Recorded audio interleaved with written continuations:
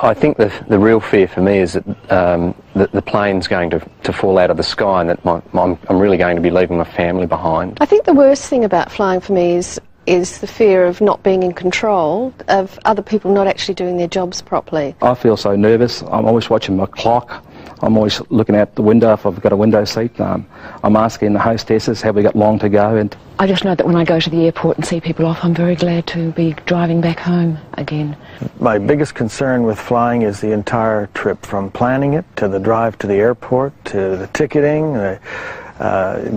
waiting for the flight to be called, the whole exercise, and I guess the relief at the other end when I get off.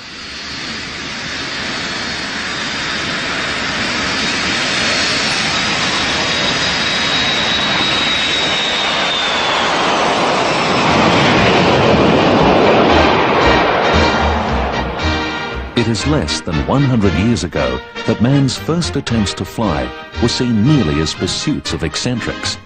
But from those early faltering steps, the aviation industry has taken great strides to become, for many people, an essential component of everyday life. Perhaps more than any other technological advance, the development of the aviation industry has opened up the world for both the recreational and business traveller. For most people, flying is an efficient and enjoyable mode of transport. They recognise and appreciate the safety and comfort of air travel. However, a significant percentage of the population does not share this view of flying. Approximately 20% of the adult population have some apprehension about flying, which can range in intensity from mild unease in certain phases of flight through to downright terror. For a small percentage of these fearful flyers, their anxiety is so intense that they refuse to fly. But most fearful flyers continue to fly, but for them, flying is an ordeal to be endured rather than a pleasure. So what is it people so dislike about flying? My basic feeling, I think, is claustrophobia. I believe, and I don't feel it as strong, but I believe that when I get into the plane, the door closes and it's like, how does it actually get up in the air with all that weight? All the noises that go on, each one of them scares the living daylights out of me. You know how the wings flap up and down, and I just keep thinking they're going to fall off, or bits of the plane will just give way. In simple terms, it'll fall out of the sky. We won't get off the ground, or we'll get halfway off the ground, or we'll be cruising along and the stone will fall. Fear of flying can also stem from what is called a fear of fear, the fear of becoming anxious and what this might lead to. So what is actually happening to cause this intense discomfort? When an individual is faced with a situation they perceive as threatening or dangerous, their body is mobilised to respond to this threat. This has been termed the fight or flight response, which is a complex series of reactions within the body triggered by an individual's perception of danger. For the fearful flyer, a sense of danger or impending doom can start well before a flight. This apprehension increases through the pre-flight procedures and often peaks as the aircraft door is closed, signalling that the flight is about to begin. By this stage, the fearful flyer may be feeling swamped by a range of intensely uncomfortable physical symptoms. It's a queasy feeling, and it's an uneasiness and sweaty, and it's a mild anxiety attack, I guess. I'm not actually frightened, more very disoriented. Nauseous and motion sickness are my main problems. Claustrophobic. I feel nauseous, my heart starts palpitating, I get sweaty palms, lightheadedness, and a feeling that I'm going to die. These reactions all stem from the autonomic nervous system, which controls aspects of human functioning such as heart rate, breathing, gastric activity, and sweating. The autonomic nervous system operates pretty much like the choke in your car. Just as the choke works to change the fuel mixture to get your car moving when it is cold, the autonomic nervous system also works by changing the fuel mixture in your body to get you moving in certain circumstances. Most of us have experienced the sensations that go with this activation of the autonomic nervous system. The nervousness we experience prior to an exam or before giving a speech in public is similar in nature, although less intense than the anxiety experienced by the fearful flyer. But in all these different circumstances, the body is essentially being placed on an emergency footing or red alert, with a surge of adrenaline leading to an accelerated heart rate, accelerated respiration rate, an increase in sweating and gastric activity. It's important to recognise that these symptoms of anxiety come about because we think we are under threat. It is these thoughts which trigger the physical arousal. But occasionally we get it wrong and see a situation as dangerous or threatening when in fact there is no cause for concern. If we are at home at night and hear a loud noise outside, What's that? we may think this noise indicates some degree of threat, and we may experience a sudden surge of anxiety as a consequence. Thumping heart, sweaty palms and so on. But if we steel ourselves to venture outside to investigate I don't need a catch. and find it was the cat knocking over a pot plant, the anxiety quickly disappears as we realise that there is no threat. We have raised a false alarm. In much the same way, it can be argued that the anxiety experienced by the fearful flyer comes about because flying is perceived as dangerous or threatening. But are these perceptions well-founded? Does flying pose a real threat? Is the anxiety experienced by the fearful flyer based on a perception of threat which is accurate or greatly exaggerated? What are the facts related to air travel? Who better to ask than one of the people who flies the kind of aircraft you may be travelling on? Captain Adrian Lamborn is an airline pilot with over 30 years' experience in aviation. As an airline pilot, I'm well aware that not everyone is comfortable about flying. As a family man who enjoys life, I'm no risk taker. If flying was a dangerous activity, I'd be looking for another job. Flying on commercial jet aircraft is an extremely safe form of transport. In Australia, the major commercial airlines have an outstanding safety record extending over more than 25 years. In that time, Ansett Australia and Qantas have not had a single fatality. No wonder it's been suggested that the most dangerous aspect of air travel is that drive to the airport. And it's not just airlines in Australia who can boast the highest standards of safety. The major airlines flying around the world have safety records comparable to those enjoyed by air travellers in Australia. Yet despite this excellent safety record, we know that many passengers are apprehensive about flying. It might help if I can give you an understanding of what makes an aircraft fly. It seems amazing, doesn't it, that something that weighs many tons can fly like a bird. But that is exactly what happens. We've learned well from watching what happens to birds in flight, and the same principles of aerodynamics apply to a bird, a child's balsa wood aeroplane, or a jumbo jet. The concept of flying is based around achieving sufficient speed to force air over the wings in a way that stretches this air, creating a low-pressure area above the wing. This produces an effect which is essentially the same as suction, and the aircraft is drawn upwards into this area of low pressure and lifts off the ground.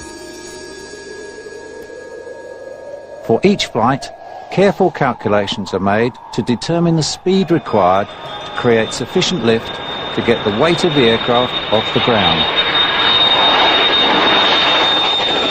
So, given that the aerodynamics are in place to get the aeroplane flying, what is it that worries a fearful flyer at takeoff? Well, I've never actually understood the principles of why it happens, how it gets up, how it stays up, and particularly all the noises on the way up. Never understood what they were.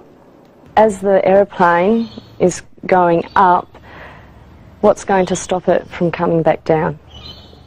My main concern about takeoff, again, is that the plane just isn't going to make it and that it's actually going to crash. We start accelerating and I look out and I think, how is this going to get off the ground? Where are we going? And then we start to take off and it's like you go, okay, come on, come on, come on. You start leaning forward in your seat to take off with it and you think, how are we going to get up there? Okay, Let me take you through a flight so that I can address your concerns. My first job when I arrive at work is to plan for the trip. Oh, thanks, Randall. Yeah, cheers. So this means checking the weather forecast, calculating how much fuel we need, and going through various pre-flight checks to ensure that the aircraft is ready for operation. My colleagues in the load control section have calculated the weight of the aircraft, and with this in mind, we work out how much fuel we need for the journey. We always carry more than the minimum requirement, so that if our flight plan was altered, we would have plenty of fuel for these changes. Our flight planning includes a study of the weather conditions, so that we can plan a flight that will give you the most comfortable ride possible. I know many passengers feel concerned when we encounter turbulence in flight, so let's take a moment to discuss this important topic. In most instances, turbulence occurs because the air through which we fly is moving around. It can move up and down in waves, just like water in the ocean. Alternatively, different masses of air can come together in much the same way that different parts of a river converge, causing the merging streams to become choppy. Turbulence is much the same as travelling in a car on a gravel road. In both instances, the ride may not be very smooth, but there is no threat to your safety. And that is the key point. Turbulence can be uncomfortable, but it is not dangerous. Ladies and gentlemen, this is the captain. Just running into a little bit of turbulence at the moment, so I put the seatbelt sign on. It does not make the aircraft difficult to fly, and the aircraft is built to withstand forces far greater than anything we find in such weather conditions. As we get more sophisticated in our weather forecasting, we become more able to see where the bad weather might be along the way. Thunderstorm activity shows up clearly in red on the radar, which allows us to plot a course around the storms. This all contributes to our efforts to make your journey as comfortable as possible. After we've done our flight planning, we head out to the aircraft.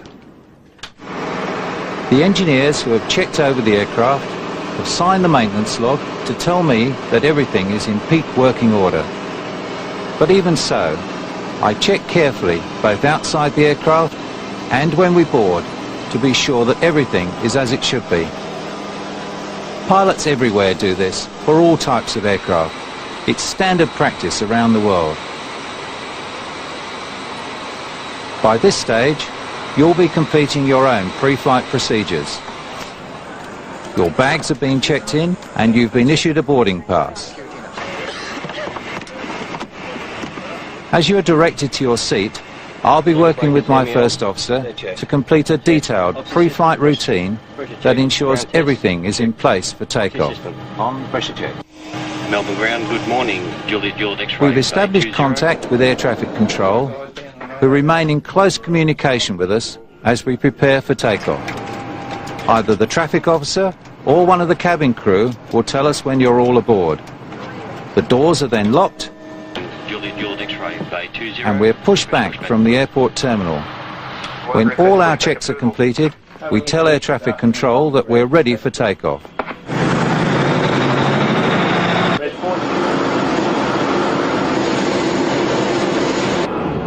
Our takeoff clearance may be given immediately, or we may be told to wait for other aircraft. But once we get our clearance, we increase engine power and accelerate for takeoff.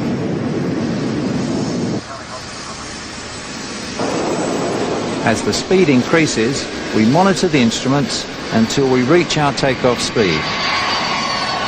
At this point, a simple rearward movement of the controls flies the aircraft off the ground and we begin to climb. It may sound like the engines are working hard, and they are, but on most takeoffs we have more power available than we need, and the engines are always working well within their capacity. Many people with a fear of flying are concerned about possibility of engine failure. But the reality is that modern jet engines are so reliable that engine failure is virtually unheard of. Most pilots can expect to finish their careers without ever experiencing such an event. However, if we were to lose power in an engine, the aircraft will still fly, as the power available from the remaining engine or engines is well in excess of what is required just to keep the aircraft flying. In fact, soon after takeoff, you'll hear the engine noise change as we reduce to climb power, and again at top of climb as we reduce to cruise power. After we're airborne, you'll hear a series of clunks from beneath the floor as the wheels are retracted into the fuselage. On some aircraft, you may hear other noises. For example, a whirring noise probably means the flaps or slats on the wing are retracting to reshape the wing from takeoff to climb and cruise configuration. Once in the air, we'll need to turn the aircraft towards our destination. There's no chance of the aircraft tipping over as we limit the angle of bank to 30 degrees. So it's a very gentle turn, but it can still feel a little unnerving if you're not an experienced flyer. For many people, once we reach cruising altitude, the most difficult part of the flight is behind them. But for others, their major concern is experiencing turbulence in flight. One advantage of modern jet aircraft is that we can fly above most of the turbulent air. You get very little sensation of speed, even though you may be travelling at around 850 kilometres per hour. This means that you can settle back, read a book, or watch the movie and enjoy a meal with a glass of wine. There are strict rules relating to the consumption of alcohol by pilots in Australia. There must be at least 8 hours from bottle to throttle, or in other words, we cannot consume any alcohol in the 8 hours prior to a flight. These regulations are strictly observed, and it may interest you to know that this attention to detail even extends to what we eat in flight. To guard against the remote possibility of food poisoning, most airlines adopt a policy that the two pilots should not eat the same meal, just in case one of the dishes might be contaminated. Okay, so you've had a meal and perhaps had a drink and watched a movie. It's now time to think about getting you back on the ground. About 20 to 30 minutes before our destination, you'll hear a change in aircraft noise, which means that we've started our descent. In the descent, we fly the aircraft much the same way you would drive your car down a steep hill. We need less throttle to maintain our speed, so we reduce the power, which is why it becomes quieter in the cabin. As we descend, we may fly through clouds or in air turbulence that can cause a few bumps. But once again, this is no cause for concern. We are now talking to air traffic control at our destination, and they give us our arrival instructions. At busy airports, we may be told to fly in a holding pattern, which means we're in a queue and we have to wait our turn for other aircraft to clear the airport before we can land. This is a relatively normal procedure and one that is built into our flight planning and fuel calculations. As we approach our destination, you may hear a range of noises. Noise from the flaps can be heard as we set the wings in the landing configuration. As the landing gear is lowered, you'll probably hear 2 loud clunks as the wheels lock into place, and an increase in engine noise is normal as we make our final approach to land.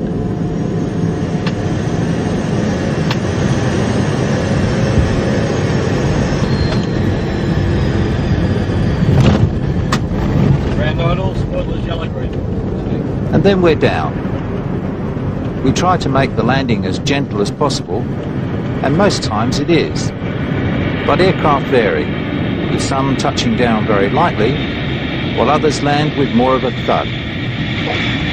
The braking systems also vary from aircraft to aircraft.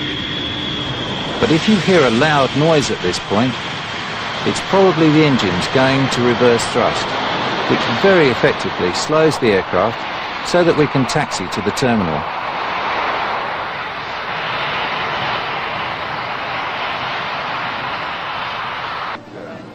Now at this point, I suspect many of you are saying, well, okay, maybe the aircraft is well made and maintained. But what about the human factors? Are all pilots capable? What if they're sick, tired, stressed, or just having a bad day? Well, it will reassure you to know that pilots are carefully selected, highly trained, and continuously monitored and checked throughout their careers. The major commercial airlines are able to carefully pick the best applicants from the many who seek a career as an airline pilot. Successful applicants are selected on the basis of their experience, their flying ability, and various psychological characteristics are considered, such as ability to function under pressure, personal reliability, and maturity. Those who survive the screening process and are selected by the airline then go back into training, which includes intensive classroom preparation, sessions in the flight simulator, and training flights without passengers. The training and monitoring of pilots is not something that ends with their initial induction. Every 3 months, pilots spend a session in the flight simulator. It's a multi-million-dollar high-tech device capable of accurately reproducing the types of scenarios a pilot may face during the course of a flight.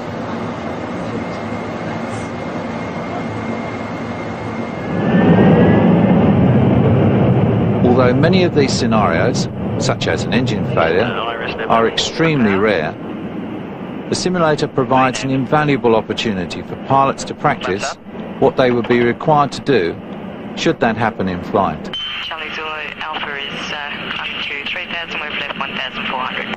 This monitoring extends to medical fitness.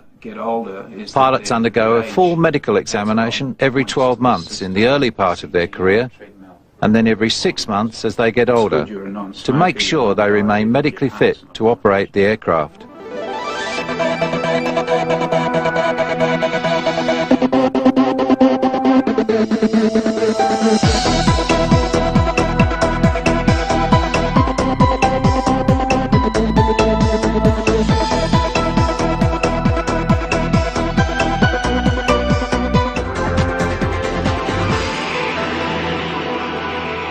There are also strict laws that limit the number of hours a pilot can work in a day, or across a week or a month.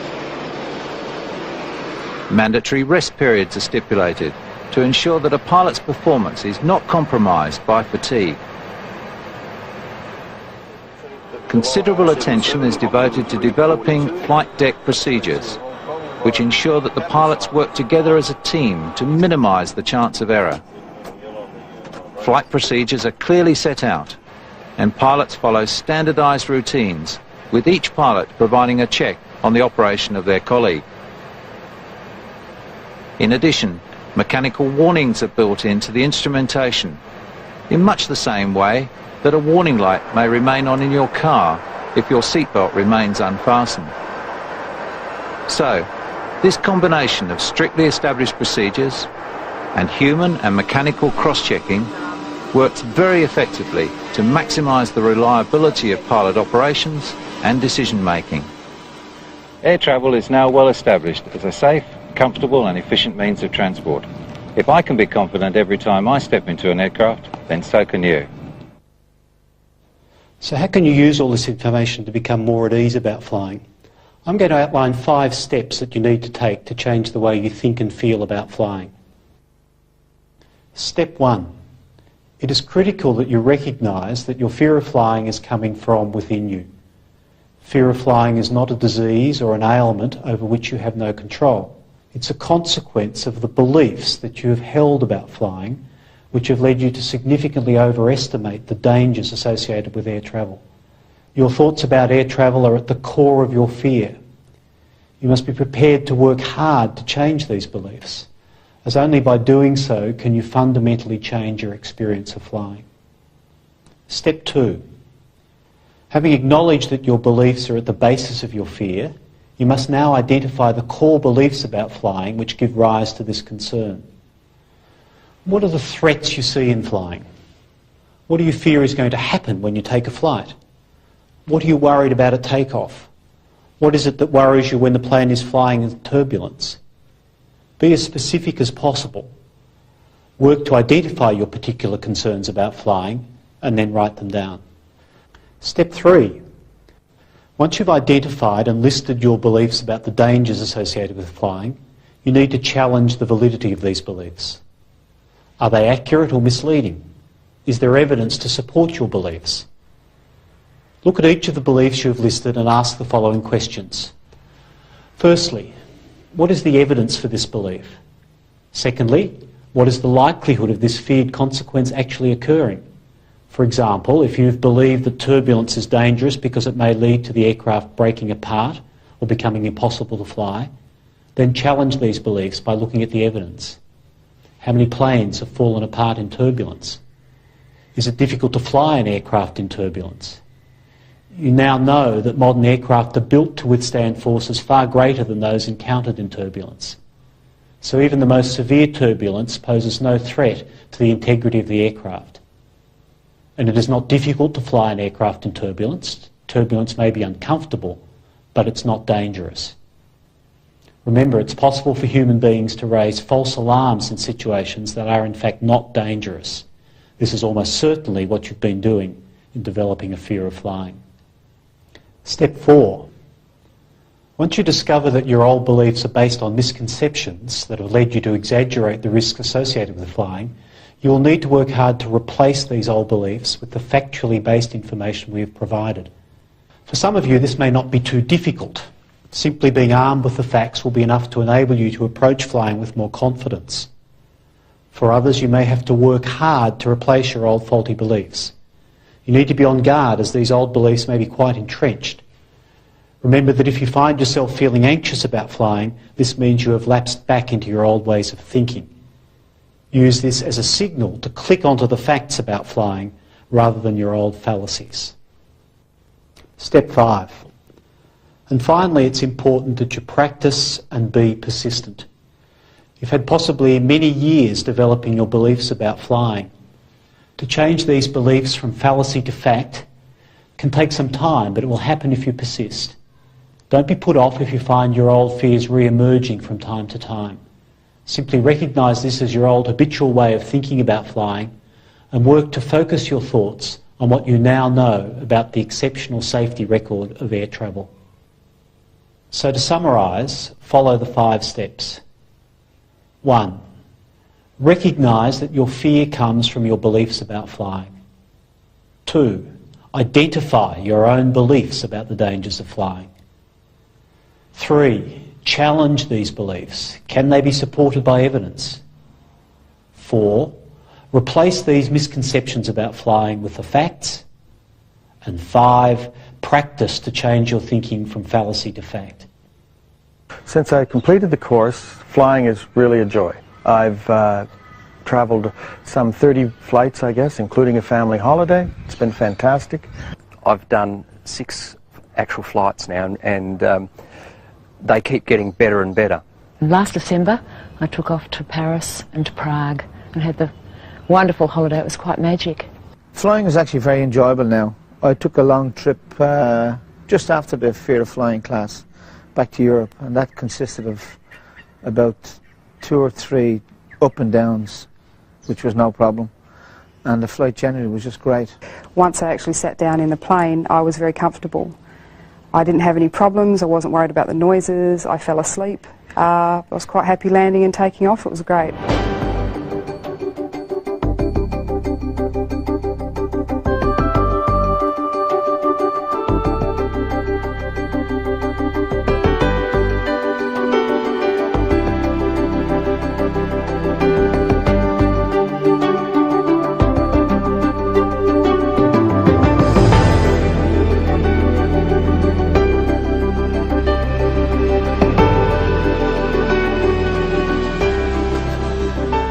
As you can see, many people have overcome their fear of flying. You can too.